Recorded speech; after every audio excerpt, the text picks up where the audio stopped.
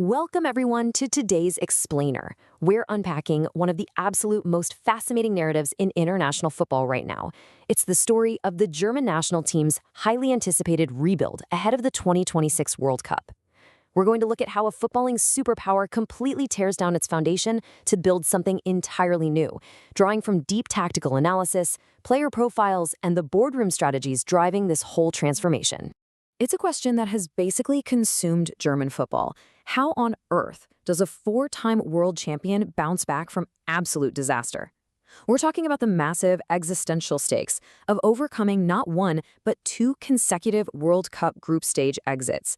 For a nation that essentially pencils themselves in for the semifinals as a bare minimum, this is a full-blown sporting crisis. Okay, so here is our roadmap for today. We'll start with the 2022 World Cup heartbreak. Check out the DFB's new path.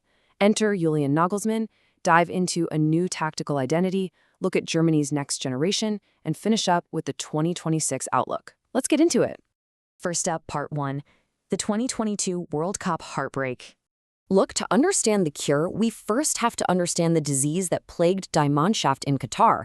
I mean, that group stage was just a complete nightmare. It kicked off with a shocking 2-1 defeat to Japan, where their defensive frailties were totally exposed on the counterattack. A really hard-fought 1-1 draw with Spain offered a glimmer of hope, and sure, a wild 4-2 win over Costa Rica showed some serious attacking flair, but it just wasn't enough. They were eliminated on goal difference. Under Hansi Flick, the squad suffered from a glaring lack of balance. Incredible attacking talent for sure, but wide-open defensive gaps and a frustrating inability to be clinical when it mattered most. And compounding those failures on the pitch is the massive weight of history. Success is literally synonymous with the German national team. Legends turned pundits, guys like Lothar Matthäus and Michael Ballack, demand absolutely nothing short of perfection. But it actually goes beyond just winning. The team is expected to embody this modern, progressive Germanic identity. So when they lose, the entire federation and honestly the nation's footballing identity gets thrown into crisis. The pressure is truly immense. Which brings us to Part 2, the DFB's new path. So how did the top brass respond to all this? Moving up to the boardroom, the German Football Association, the DFB, decided they needed to completely rewrite their DNA. They rolled out a new sporting mission statement called Our Path. They're intentionally shifting away from those robotic, rigid systems of the past. Mantras like prefer playing to practicing and promote creativity show this desperate, crucial need to inject joy and versatility back into the game. And I absolutely love Virtues 2.0, a renewed focus on personality development, discipline, courage, and team spirit. They finally realized that the best tactical blueprints in the world means absolutely nothing without the right fighting spirit to actually execute them. Moving on to Part 3. Enter Julian Nagelsmann. To bring this ambitious Our Path vision to life, the DFB needed a totally new architect. After Hansi Flick's dismissal, they turned to a highly modern, data-driven manager. But taking over the squad, Julian Nagelsmann inherited a team currently ranked 10th globally. Just think about that. That ranking represents a massive paradigm shift. Expectations have completely moved from guaranteed global dominance to a sense of cautious optimism. Nagelsmann, who is just 38 years old, was brought in not just to win games, but to stabilize the mental state of the whole squad and restore national pride through real team unity. Veteran midfielder Leon Goretzka actually hit the nail on the head here. He explicitly stated that the team's strongest motivation right now is simply winning back the faith of the fans. You see, it's not about arrogance anymore, or assuming they inherently deserve the trophy. It's about hard work, fighting spirit, and raw intensity. As Goretzka put it, if everything comes together, we can really go far. And honestly, that right there is the new, grounded German mentality. All right, let's talk tactics in Part 4, a new tactical identity. Now, mentality is great, right? But it actually has to translate onto the pitch. Nagelsmann is fundamentally changing how Germany plays, and the crucial point is this stark tactical contrast. The 2022 era under Flick was kind of trapped in this high-possession dogmatism. It was rigid and, as we saw, incredibly vulnerable to counterattacks. Well, Nagelsmann has completely scrapped that. The 2026 era is all about spatial manipulation. Whether they set up in a 4-2-3-1 or a fluid 3-4-2-1, this team operates as a highly intellectual, geometric network. They're using extreme positional interchanges to manipulate opposing defensive lines and set hyper-specific traps. It is incredibly proactive. And the player really making this fluid system tick? Jamal Musiala.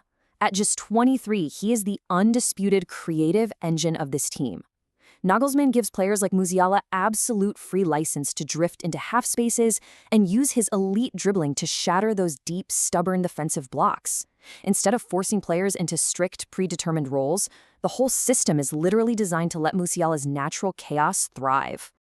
And the data proves this tactical shift is absolutely working. 16, that's the number of goals Germany scored in their dominant qualification run, where they secured 5 consecutive wins and conceded only 3 times.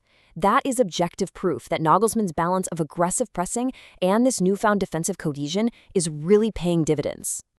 Which leads us to part 5, Germany's next generation. Listen, you can't execute a dynamic, high-speed system without the right athletes. So to pull off this blueprint, Nagelsmann is integrating a brilliant core of under-24 stars. You've got Nick Woltemato, who is a fascinating anomaly, a 6'6" striker with the velvet touch of a playmaker. Then there's Florian Wirtz, an absolute master of spatial awareness and transitions. Alexander Pavlovich is stepping up as the press-resistant metronome in midfield, essentially becoming the new Toni Kroos. Asan Odrago brings this terrifying high-speed ball-carrying ability to just shatter defensive lines, and Nathaniel Brown offers incredibly dynamic wide overloads from the left-back position. It really is a perfect blend of speed, structure, and tactical chaos. Finally, let's look ahead with Part 6, the 2026 outlook. So, with the boardroom aligned, the tactics modernized, and a brilliant young core emerging, let's break down exactly what awaits this squad in North America in Group E.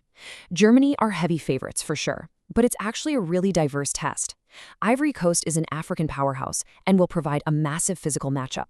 Ecuador offers a highly complex technical test, and tournament debutants Curaçao present a crucial early opportunity to build momentum and rack up goal difference. Make no mistake, navigating this group and finishing first is absolutely essential for Germany if they want to secure a favorable round of 32 draw and make a deep push into the quarterfinals. Which leaves us with this final burning question.